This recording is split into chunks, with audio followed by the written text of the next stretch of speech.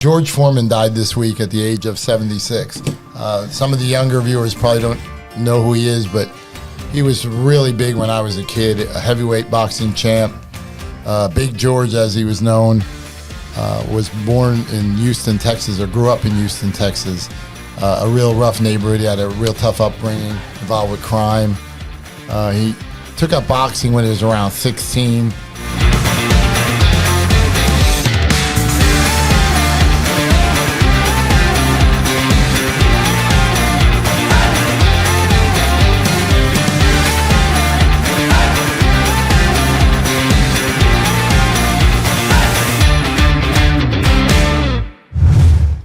Good afternoon, everyone. Welcome to another episode of the TomCast. I'm Tom Cherichello.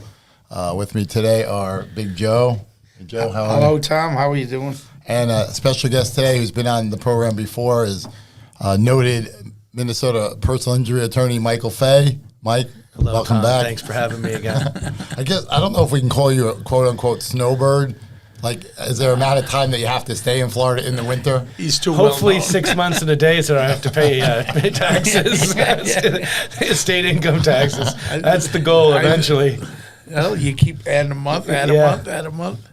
For those who don't know, most people do is people come to Florida during the winter, like they live in the Northeast or the Midwest, and they come down. Usually, I would think the average snowbird probably does about 4 months, would you say, Joe? Yeah. And they call them snowbirds. And so the population grows down here. Traffic gets a lot worse.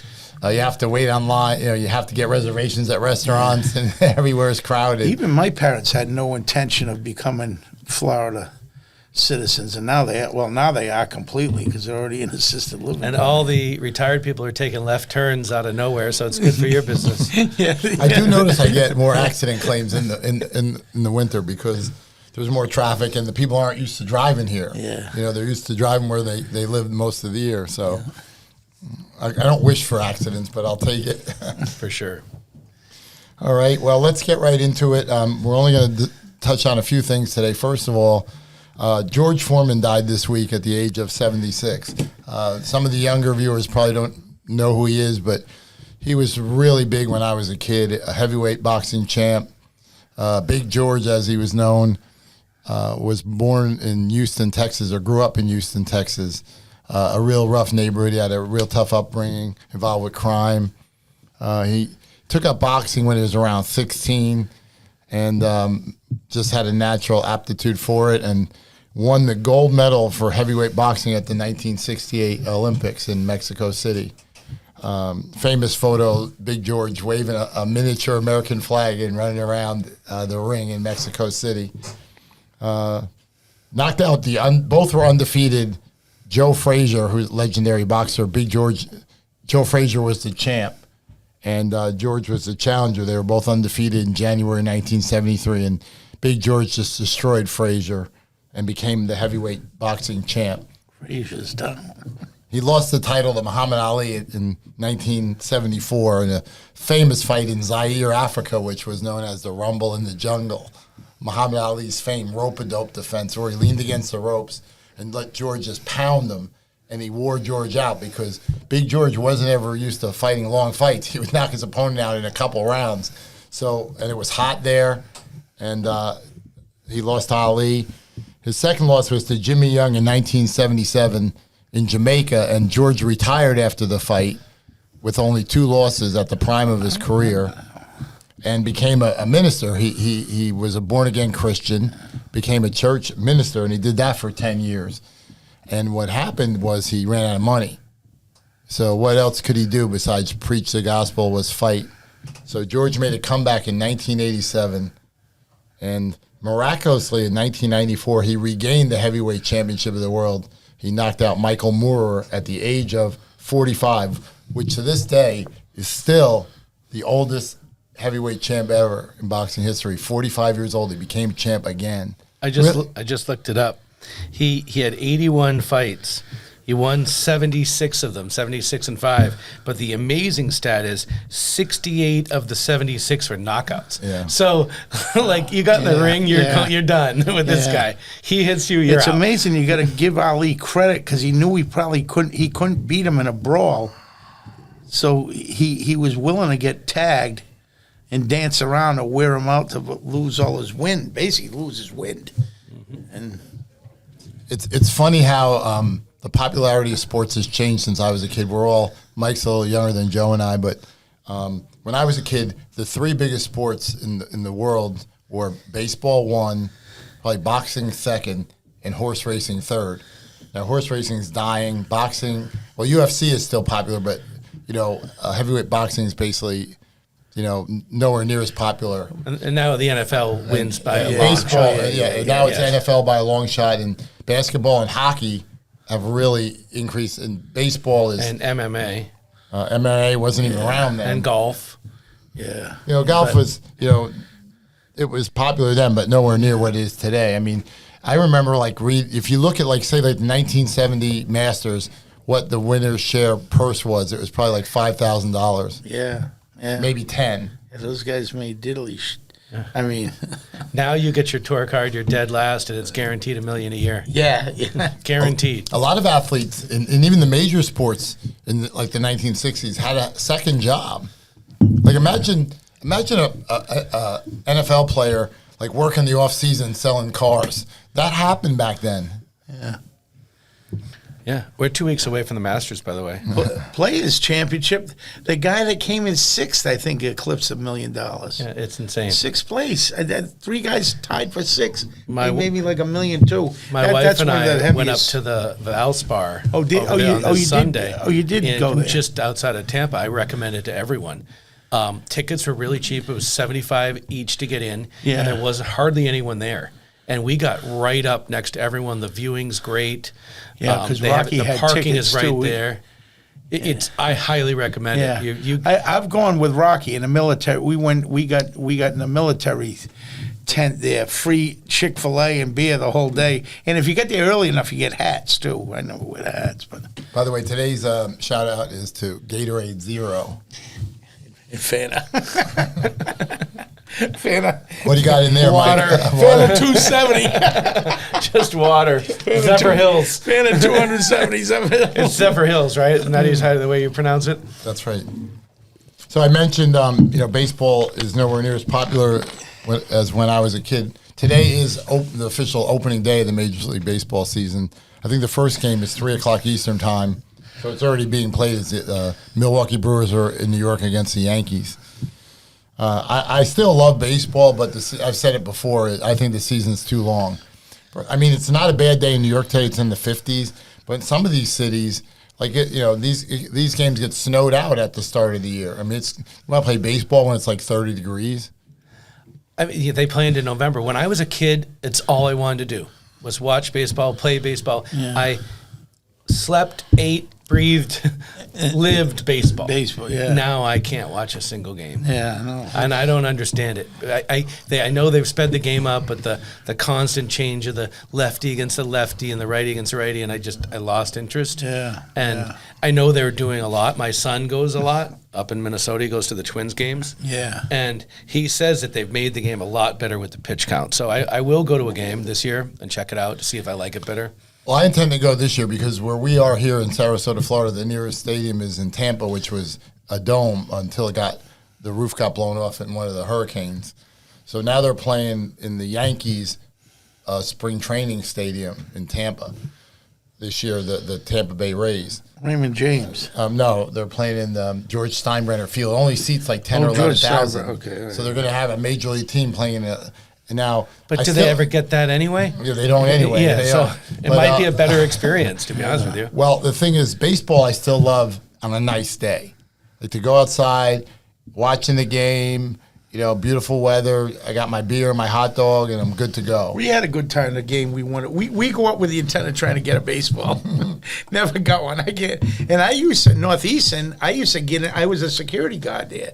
I could watch all the games I wanted. Come in there whenever I wouldn't go to them because it's so like a sardine. So I go to who's on first. What's a Rays, if you want to sit in the bleacher, ticket go for $3, $5? No, I mean it's way less than spring training. Spring training has just ended, obviously here in Florida. It costs more to go to a spring training game than just go to a real official game, because so many people come down here wanting to see these games, and you're close up. But you could probably go to a Rays game. I guess the cheap seats are probably, I would think, under $10. $10. What were they? $60? What you pay? What you pay for the tickets for you and me? Oh, those were like, I think for the 4 tickets, it was close to $200. Closer to. Yeah. For a regular season game? No, spring training. spring- I mean, training. we were in the bleachers, but it's really nice out there. We were. And the Orioles here in Sarasota? Yeah, the Orioles train in Sarasota. I just saw, I was having lunch and the games hadn't started yet, but they had like the preview, and of the game starting this afternoon. And I saw a sign, I don't even know where it was, 4 for $44. So you could get 4 tickets, a hot dog, and a soda for $44. Now that's a pretty good deal. That is pretty good. Next year, I'm going to go to a game. My brother-in-law went, and he said he loved it. But So it's you'll expensive. come down earlier for spring training. Yeah. He said it was We'll like go, we'll get a group of $75 us. a ticket, and I was saying, you kidding We me? can get them cheaper. I think we can get them cheaper than that. We really had tickets in better seats, and we weren't even sitting in our seats, and we stood the whole time. You know what amazes me with these games is, with all major sports, not just baseball, is like I was a kid. My father was a union factory worker. My mother was a housewife. So we didn't have a lot of money. I don't know how nowadays, like a family person, unless you're flat out rich, can take your family to a game. Like, say you have a wife and 2 kids. You got to park the car. You got to buy 4 tickets. You want to get a hot dog for each of your kids, which is probably like $8 a hot dog.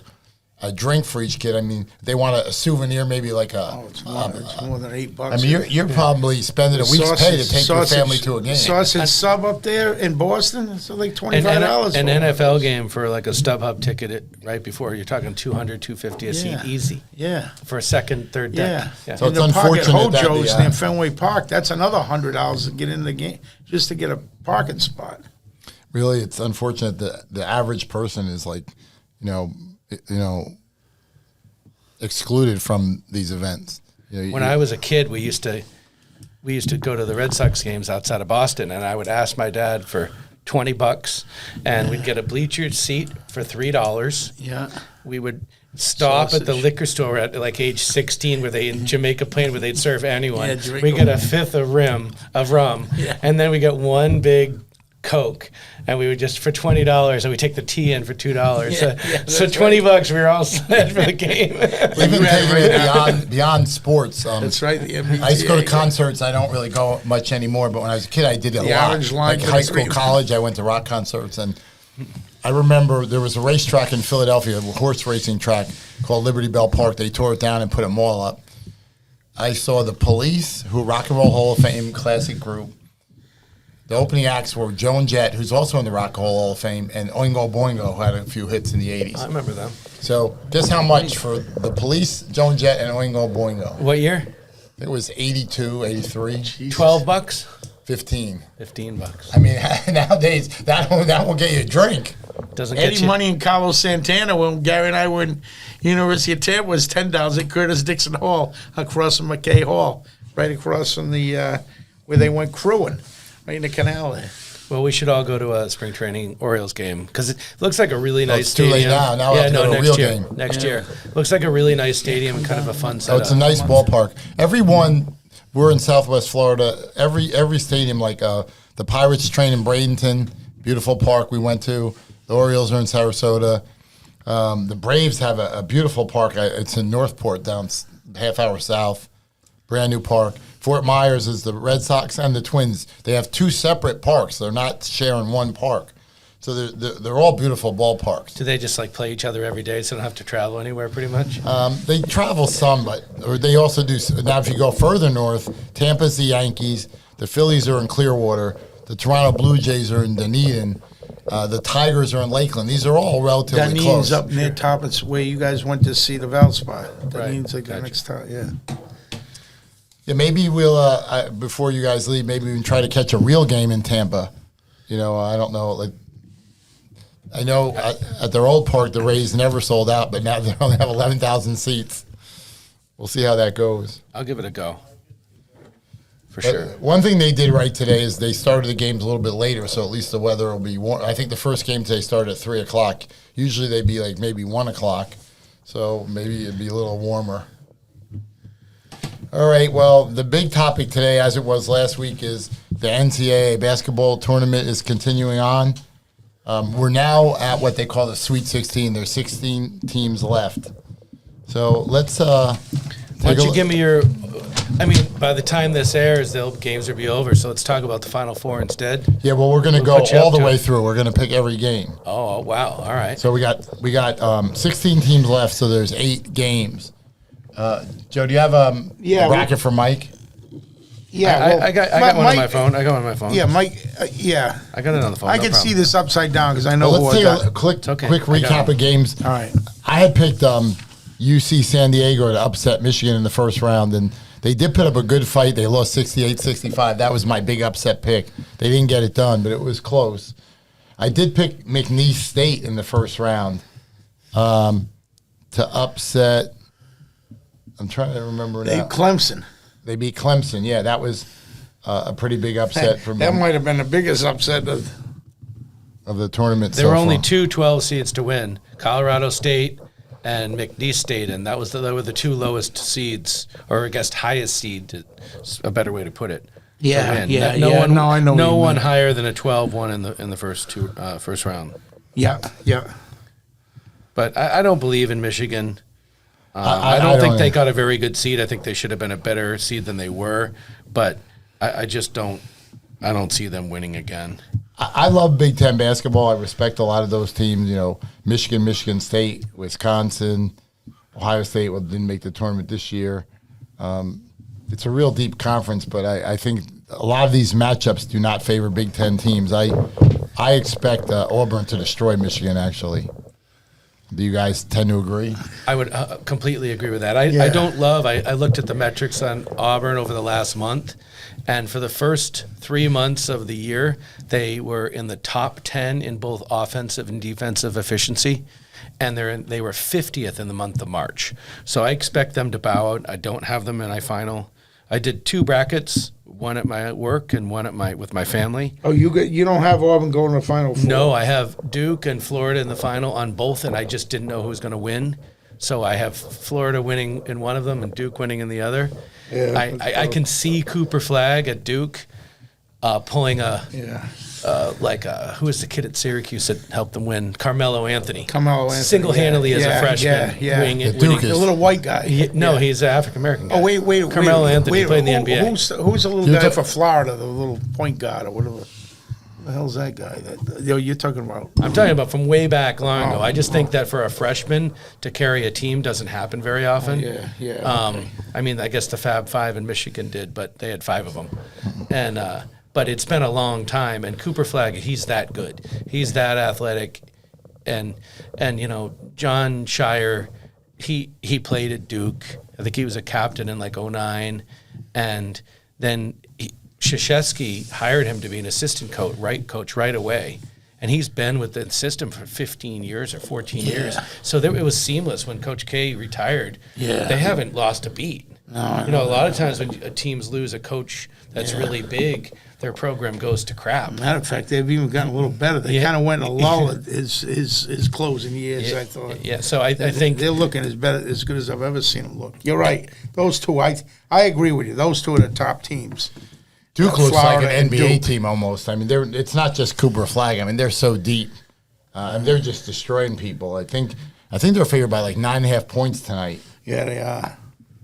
And I expect them. I think they'll cover too. Yeah, they've got 3 kids that'll go in the top 15 in the draft, for sure. So that's who I like.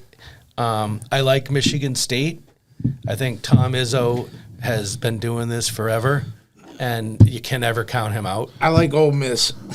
Molly, our co-host, who's not with us today, Molly's on a road trip to Georgia, but she picked Michigan State to win it all. I like the pick. I like it a lot. I have them losing to Florida, but I mean, he's been doing this for 25 years, 30 years. He's already won one national title. I think Michigan State's won more than that. They've won more national titles, but not with Izzo. They won in 1979 with Magic Johnson, Greg Kelser. The coach was Judd Heathcote, Jay Vincent. They beat Larry Bird in the famous Magic Johnson versus Larry Bird at Indiana State final. Mike, so you got Michigan beating Auburn, huh? Or not? I have Michigan State winning, yes. No, but Auburn, Michigan, who do you like? Oh, I like Auburn. I don't believe in Michigan. Okay. All right. And you like Michigan State over Ole Miss. See, I like Ole Miss there, but I like... You're all right. They won it in 79 and 2000. And then in 2009, Michigan State lost in the finals, but they've been to the Final Four. All right, Tom, who do you times. like in a... Maybe we should just go one region at a time. You think you want to go... we're kind of close. We're almost done with the South region. Who do you got in the South region? In the South, I like Michigan State. You like over Michigan Ole State. Miss. I like Tennessee over Kentucky, a battle of SEC teams. Wait, the South region? Oh, no, that's not the South. I'm sorry. Auburn over Michigan is the South. Okay, so we all got Auburn over Michigan. I got Ole Miss, and you guys got Michigan State. Okay, all right. You want to go over to the East region? East region, I like Alabama over BYU. That's tonight. I like that. And Duke, I think, will destroy Arizona. I agree. In fact, I don't sports bet that much, but it seems like everybody else does. But so I did a parlay with Arkansas getting points and Duke laying points tonight. Those are, I think Calipari has been there a long time. Yeah. And I think that Arkansas surprised me. I I think, like Arkansas. It comes down to coaching. Yeah. And that I like the coaches that know how to win. It's how Dan Hurley won 2 in a row. Yeah. And his team stunk this year, and he still won a game in the tournament and almost beat Florida. I'm almost picking Arkansas to upset Texas Tech. I think that Texas Tech is actually favored, I think, by 4.5 or something. 5.5, Texas Tech. Yeah, I think Arkansas is going to beat them outright. I agree. I like Arkansas as well. John Calipari, as you mentioned, been there forever, has one national title. He won with Kentucky. Made took the UMass to the Final Four. Yeah. Then I guess Then we all like Marcus Florida. Camby. Then I guess we all seem to like Florida in that. If you ever want to Midwest. find a really good classic YouTube coach meltdown, was the UMass versus Temple game, and the Temple coach flipped a lid when during Calipari's press conference. Look it up, and he just goes in. John Chaney, and he goes in, and it's classic. It's one of the all-time meltdowns. John Chaney, Coach Temple. Yeah, John Chaney, not Don. You're thinking Don, who played for the Celtics. Yeah. Okay. Just Google YouTube. All right. Okay. Temple head coach meltdown. Worse than Bobby versus- Knight. Or just as good as like playoffs. We're just trying to win a game. I've never met John Calipari, but I'll tell you a story. He coached the New Jersey Nets in the NBA for a few years, and I had a really good friend who had really great seats, 4 rows behind the Nets bench, and he would invite me all the time. And like in timeouts, you should have seen Calipari with the ripping these guys. Like I'm like, man. I mean, and there's people, little kids right there. He's like, screaming. He would be ripping these guys, but he is a legendary coach, and I like him. I didn't think he aged that much either. I didn't seen him in a few years, and he looked like he's still. I think he's pretty 66. He looks. Yeah, he looks pretty good for yeah. 66. There is no way that in 1993, Amherst, Massachusetts, UMass wasn't paying these kids because they weren't even like on the map for basketball. I know they weren't. And suddenly out of nowhere, they get like all the top recruits. Yeah. And Yeah, I they're know. like a Final Four team. I mean, if there's not Yeah. a chance in the world they I weren't know, breaking the rules. They were no one even heard of Amherst. Well, forget even about whether or not I have no knowledge of them getting paid, of course, but Brown bags. I'm wondering how they even got into UMass. It's not an easy school to go to. Yeah, so That's where they say a lot of the high, the rigorous academic schools have a hard time competing because they can't, the athletes have to meet the same academic standards. And now it's the Wild Wild West. With NIL, there are 1,500 players in the first 2 days that have entered the portal. And the most amazing thing is there are kids doing it that are still in the tournament. There are 3 guys on Michigan who play this weekend. So you're basically telling your team, look, I'm out of here. Yes, but imagine showing up and saying, I'm going to try my best for you, but I'm out. But The second sometimes they week- don't transfer. Just because you enter the portal, you don't have to go. I understand it, but it becomes a bidding war. But now it is. It's absolutely insane what these kids are making. You make more money bidding yourself in college basketball than if you go in the second round of the NBA draft or late first round. You're better off staying. It's kind of sad. Any one of these guys needs an NIL attorney, the TominatorLaw.com. It's sad because the rules aren't the same. How do you compare records? It kind of stinks. It stinks. I will tell you my advice to anyone thinking about going to law school or in law school right now. If you want the biggest growing industry in the world, NIL. It's NIL. There are female volleyball players in high school signing $500,000 deals. Really? If you're hot and you're good at sports, right, you get a deal.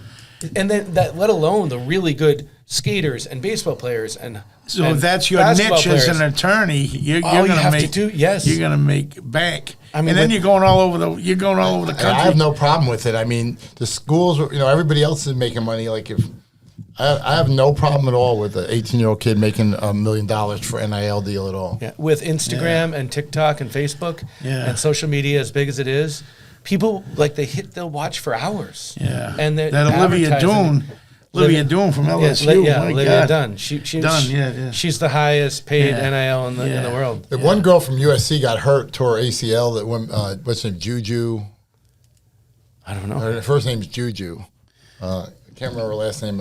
Is it Juju Watkins or? I don't know her. What was it for really good looking? Yeah. Well, freshman for USC. She tore her ACL in the last game. Basketball player? Yeah, she's not only she great player. What's her last name? Juju Watkins. All right. She tore ACL, but not only is she a great player, but she's very attractive. Like I can't imagine how much she's making from NIL. We did have one more. Not to go. Let's go back. We almost had this. We've got the West region. Okay, what do you got in the West region? I've got Florida over Maryland. No, that's not West. That's Midwest. All right. No, that's West. That's West. So this says Florida, Maryland, Midwest, and this says Houston, Tennessee, West. Well, that's wrong. I don't know. West is Florida, Maryland, Arkansas, Texas Tech is also West. I have a Texas Tech, Florida, but I think Arkansas is going to cover or win that game. Okay. But I think Texas Tech might win, but then I don't think they're going to win by as many points. How about this region then with whatever region this is? The Midwest is Houston and Purdue. See, why are these all labeled different online? And I have Kentucky and Houston winning, and I have Houston going to the Final Four. I have Houston destroying Purdue. I got Houston beating Kentucky, and then I have Tennessee over Kentucky, though. So who do you have winning the whole thing?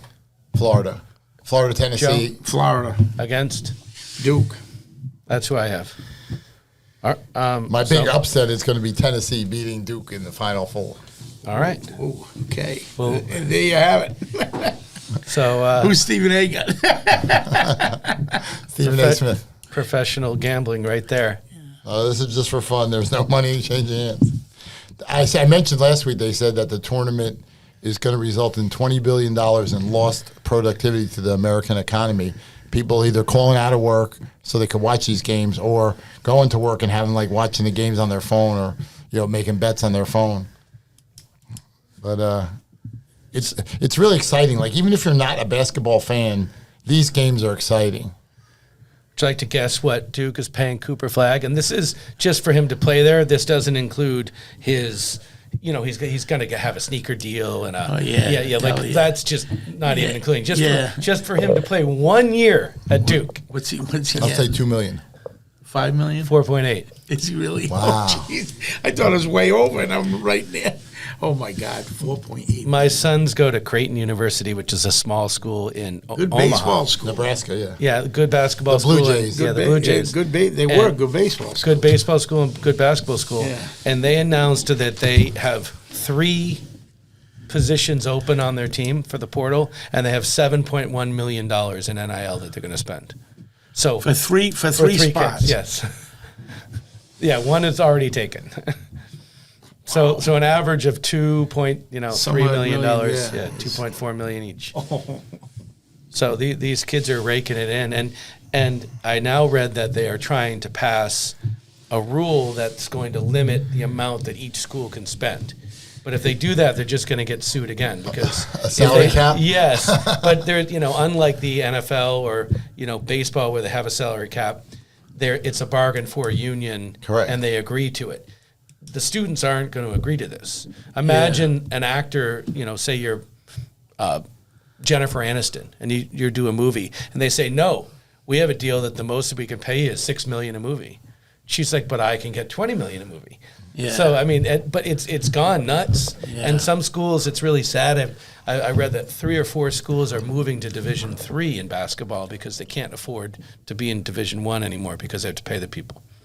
So they have to drop out of it. Yeah. I do think that's what you're going to see is the rich get richer, so to speak. Like the bigger, more powerful schools are going to, you're going to see like knocked out. Yeah. Years ago, going back when I was a kid, like UCLA dominated with John Wooden. The tournament only had, I think, at one point 16 teams. And there were only a few really powerful teams that were competitive. And that changed. Now where you have like maybe 150 teams that have a shot. But I think what's going to happen, because NIL, like you mentioned, it's going to go back the other way. You're going to see the smaller schools won't be able to compete. So I've now read that they've officially signed a deal in Vegas called the New Era Players Championship. They're going to have a mini NCAA tournament in Vegas. It's going to go to 16 teams next year and then 32. And they're taking all the top, Kansas, Iowa State, Duke, Baylor, and all the money goes to the NIL schools, and it's going to be a big deal on ESPN, and it's going to be basically before the conferences start, and all of the schools in it. They're going to have to count down on the total amount of games then, because it's all going to be tournament. They're going to have to increase. They're already going to increase it from 31 games to 32. But if they're going to play it true like that, the NCAA is going to have to go up to about 33 or 34. Yeah. But with the way money is today and the way they have to earn it for this NIL, it's going to happen. There are schools, I checked it out with endowments, like where I went, University of Notre Dame, it has a $19 billion endowment fund. Well, Harvard's like way more than that. Harvard is $51 billion. Yeah. If Harvard wanted to win the NCAA tournament, they could do it. They could do Harvard, the $51 billion? That's their endowment. $51 billion. Are they the highest in the country? More than the gross national product of some countries. Jesus Christ. Well, you see now Harvard's got the most in the country? Yeah, they have the most money of any college. They announced, I forget the number, I want to say 150, it was either 200, if your family makes less than 200,000 a year, your tuition is free. All of the top 6 are all Ivy League schools.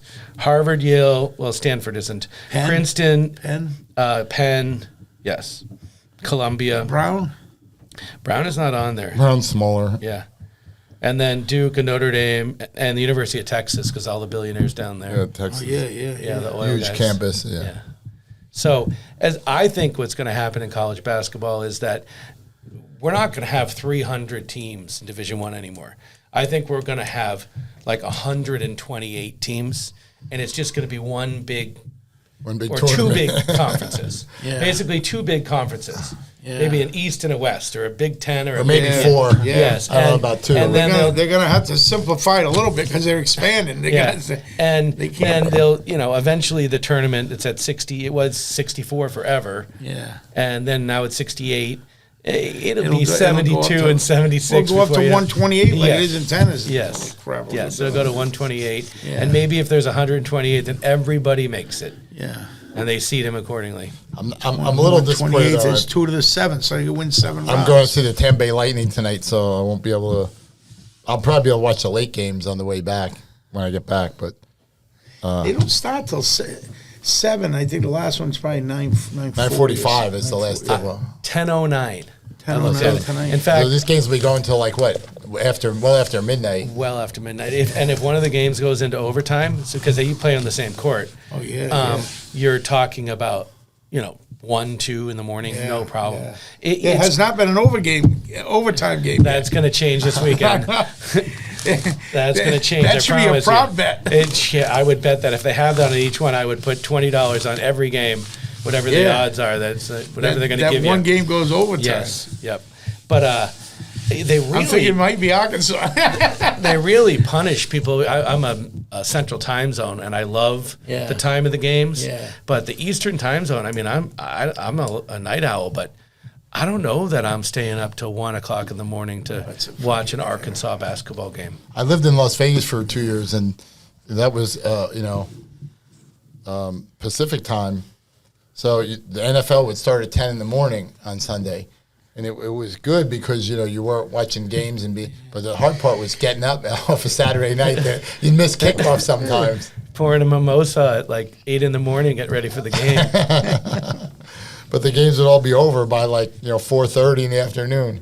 And I get it. They cater to the West Coast, and it's a big audience out there because they want everyone to be home from work, basically, by the time the games start.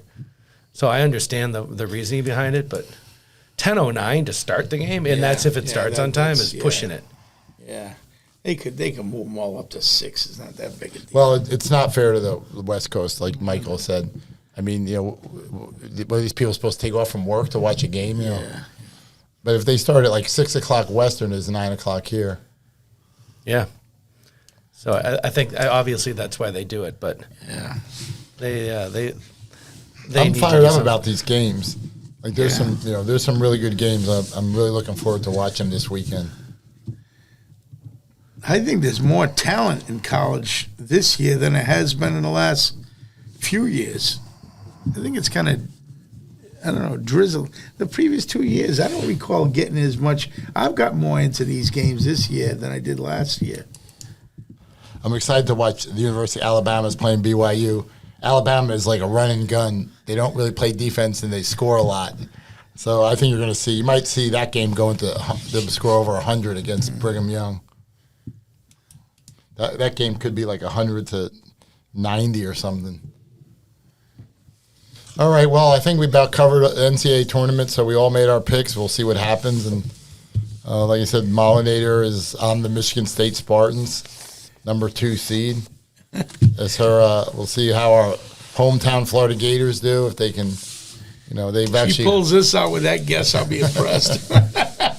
I'll be very impressed she pulls this out. All right, Mike, well, glad to have you on today. Appreciate you having me Good to see back. Do you have a Mike. website you want to let our viewers know about? Fay Law Yeah, website? www.mcfay.com. That's mcfay.com. That's for personal injury cases? Yep, and for anyone who's snowbirding down here and watches, we're in Minnesota, Wisconsin, Iowa, North Dakota, and South Dakota. We got the whole Midwest covered. Nice. Upper Midwest. All right, well, sounds good. All right, we'll see you next week, everybody. Okay.